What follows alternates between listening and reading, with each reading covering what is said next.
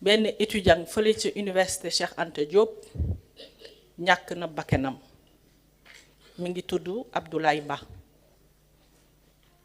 ñuy sukk nag di ñaan ku ci nekk ci li nga gëm yàlla xare ko àjjana waaye ñu ñaanalit ay mbokkam ay am di jàmmam ak ñépp ñi nga xamante ni ñoom la nekkaloon fële ca université ba ci ndigalu président de la république ak premier ministre gouvernement mu Sénégal fas yéene jàkkaarloo ak sénégalais yi waxtaan ci lu yaatu ci li nga xamante ni moom moo xew fële ca université Cheikh Anta Diop ca loolu dinañu jox kàddu gi ci bu njëkk ki nga xam ne mooy ministre bi ñu dénk wàllum jàng bu kawe gi muy le professeur Daouda Ngom bu ci paree dina jox kàddu gi ki nga xam ne mooy maître Bamba Cissé moom mi ñu dénk wàllum kaaraange fii ci biir réew mi dinañu jox bu paree kàddu gi madame Yacine Fall moom mu ñu dénk wàllum justice bu ci paree ñu mujjee ak ki nga xam ni mooy le général Birame Diop moom mi nga xam ni la ñu dénk l'armée bi comme point de presse la laaj nag du am bu ci ministre yi pare ngeen may ñu ko kon balaa ñoo gën a guddal ñu jox kon kàddu gi ministre bi njëkk muy le professeur Daouda Ngom jërë ngeen jëf.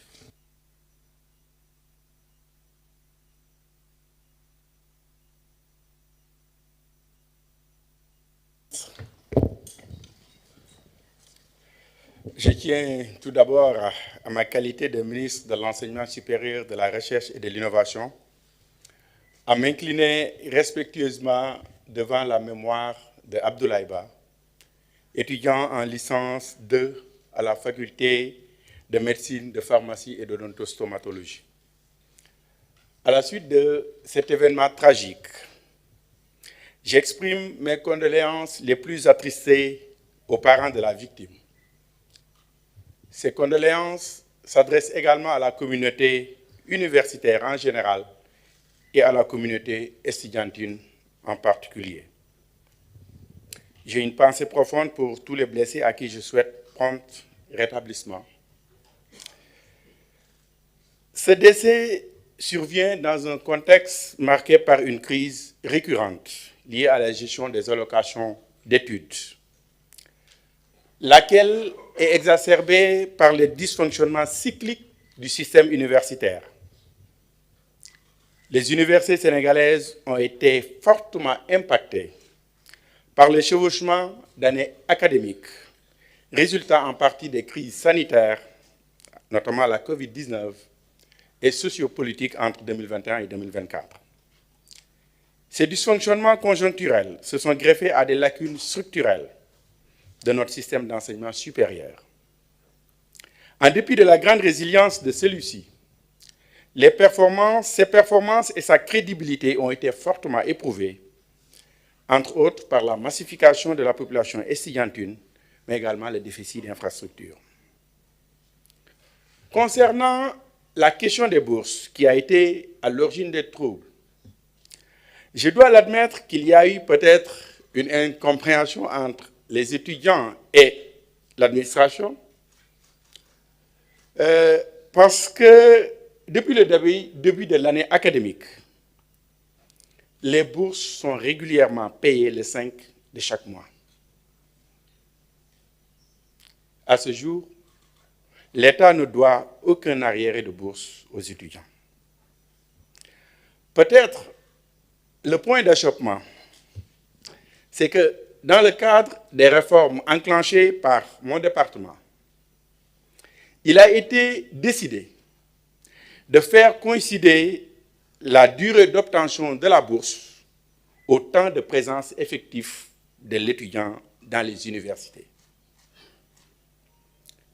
En deux termes, l'étudiant commence à percevoir sa bourse à compter de sa date d'inscription dans un établissement d'enseignement supérieur Mais en tout état de cause, il ne sera pas lésé parce qu'il aura ses 12 mois de bourse par an. Et cela permettra d'arrimer le calendrier académique au calendrier des bourses. C'est pourquoi il est difficile de comprendre que les étudiants décident de se restaurer sans payer les tickets subventionnés à 90% par l'État. À titre d'exemple, l'étudiant paye 250 francs par jour, 50 francs pour le petit déjeuner, 100 francs pour le déjeuner et 100 francs pour le dîner. Ça fait 250 francs par jour. Et l'État paye 2250 en moyenne aux repreneurs par jour. Et je dois rappeler aussi que le Sénégal, c'est un pays qui dépense énormément dans le sous-secteur de l'enseignement supérieur, de la recherche et de l'innovation. Si on considère l'indicateur dépenses publiques par rapport au PIB par habitant, le Sénégal est devant les pays du Nord comme les États-Unis. Nos voisins, nous sommes de très loin devant la Côte d'Ivoire et le Ghana. Et je dois rappeler que cette année, l'État a dépensé l'année 2025, 105 milliards de bourses d'études. À titre de comparaison, nos voisins ivoiriens sont à 39 milliards, le Bénin est à 12 milliards. Vous dire que le Sénégal est un pays qui dépense énormément dans les œuvres sociales et les allocations d'études. Un autre fait aussi qu'il faut révéler, c'est que le profil des leaders du mouvement étudiant, il faut oser l'avouer, c'est un problème dans nos universités. Si je prends un exemple, un des leaders les plus en vue du collectif des amicales de l'UCAD, c'est un étudiant qui a 31 ans, qui n'a pas encore terminé son master.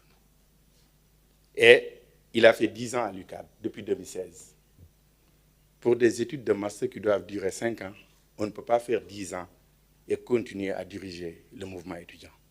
C'est des questions sur lesquelles nous devons avoir le courage de discuter.